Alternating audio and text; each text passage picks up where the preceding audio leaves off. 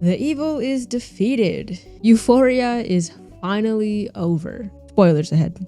Losing Rue is the final nail in the coffin for the show. But I'm getting ahead of myself already. Let's start with the beginning of the episode. Looking at my notes, the first thing that I have written down, and pretty much the reason why I started writing notes down in general, is why is there so much Coca-Cola? It's not relevant to the episode at all, but it sure was noticeable. And honestly, annoying. I understand product placement, but could you make it less egregious, please? For real though, to get started with the episode, let's start with... Specifically when it comes to Cassie and Maddie, it feels like character dynamics never really mattered. Side note, because it is relevant to where Cassie and Maddie are now, but I didn't like the way Nate went out. Don't get me wrong, I'm not upset he's gone, but his story felt so disconnected from everyone except for Cassie. In a way, he was really only relevant to Cassie's life, but I really didn't see much point to his character other than bringing his problems to everyone's life, whether it was his intention or not. Which I don't think it was, but he served no other purpose. Also, there was no showing us or any kind of explanation as to why he is the way that he is now compared to season 1 and season 2. Just a hint of the old Nate Jacobs came out here and there, but what the hell happened to his character? When Jacob Elordi said the phrase that described his character best was white fritillaries, he really meant it. A good phrase, I guess, for my season is white fritillaries. Do with that what you will. Anyways, after the events of episode 7, they are essentially, they being Cassie and Maddie, trauma bonded for life, I guess. As for Lexi and Cassie, there is a clear disconnect between them when Lexi tries to open up about her guilt regarding Rue. They are incapable of having a deep conversation with each other, but while Lexi tries to be more understanding, Cassie is much more cold about it, essentially saying Rue's end was not surprising because she was an addict. When Lexi leaves, there is a shot of Cassie all alone once more, and the camera zooms all the way to the outside of the house to accentuate the loneliness. And while it was a nice shot, I think it exemplifies another problem with Euphoria that I have personally, which is pretty shots with not much meaning. Now, I honestly used a pretty bad example since it was used to emphasize loneliness, but when it lasted way too long, I was just sitting there wondering why.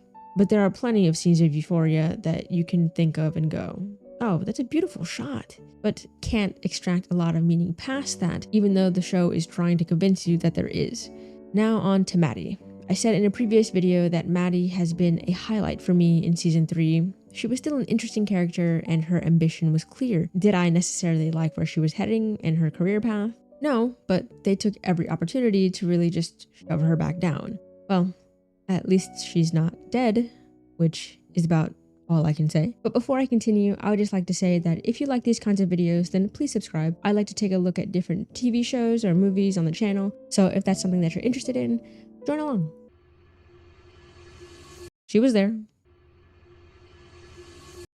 I really don't know where Jules was this entire season. Similar to Nate, her story was disconnected from everyone, but even more so. Most people don't stay in contact after high school. Fine, but from a storytelling perspective, she simply didn't have anything to do with anyone, except for Rue when she visited her in her penthouse. It's not really her penthouse, but I'm not getting into that. I guess the writer just didn't want to do anything with her anymore, but she was such a pivotal point in most of the series that she had to still be there.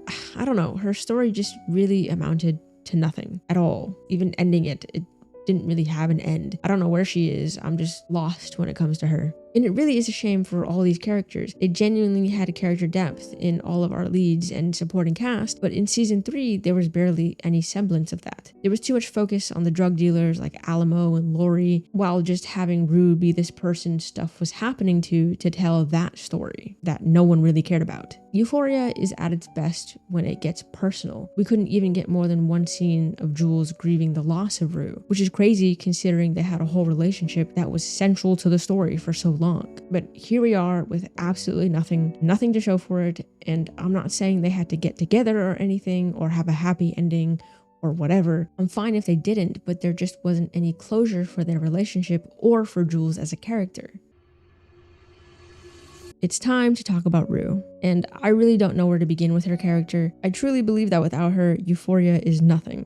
Granted, this is the series finale, so I think they know that. I'm not gonna go over everything leading to her death. The only relevant info is that she overdosed on Percocet laced with fentanyl that was given to her by Alamo. I just want to say first and foremost that I am not an expert on addiction, and I have been fortunate enough to not face the struggles myself. What I will say is that Rue as a character made me learn to sympathize and understand addiction as a disease and that people need help, not blame. In a previous video, I said that Rue is my favorite character in the show. She's obviously flawed, and she knows that. She doesn't always make the right decisions, and she knows that. But there is a part inside of her that genuinely wants to be better throughout the time that we see her. The consequences of her actions have caught up to her, and she is in a horrible situation no matter how you look at it. She turns to religion, which is another topic I'm not familiar with.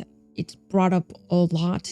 I think it's actually like, it feels almost shoehorned in if I'm being honest, but I'm glad that Rue is trying to find something bigger than herself to look towards to, because she feels that maybe that's the only thing that will help her. But that's all I can really say about it. What really bothers me about Rue's death was that I think and feel that she was a real source of hope for people that could see their struggles within Rue, and for the writer of the show to say that this is just a realistic end for most addicts. It just felt like the honest ending.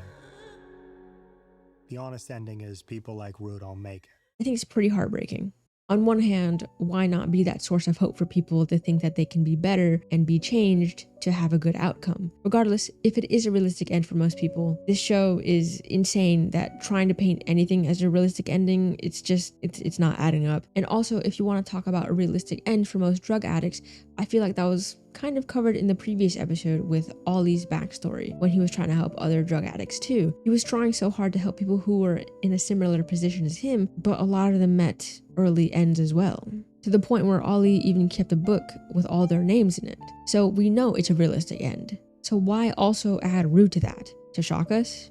To surprise us?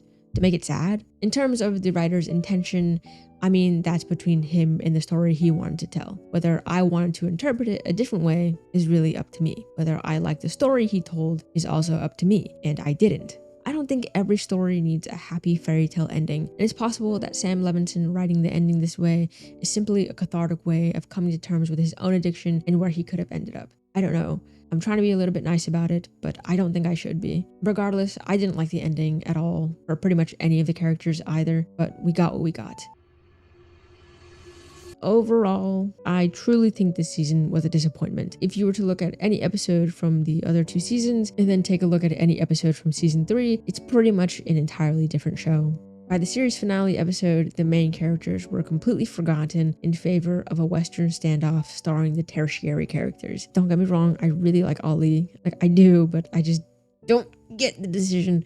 And we also brought in way too many characters in the story that the audience simply did not have time to care about and would never have had a satisfying conclusion to anyway. For example, where was Magic in the last episode? Who knows? And also, nothing really led to anything. Like, for example, the contract that Maddie gave to Cassie and that she signed. Like, what was that?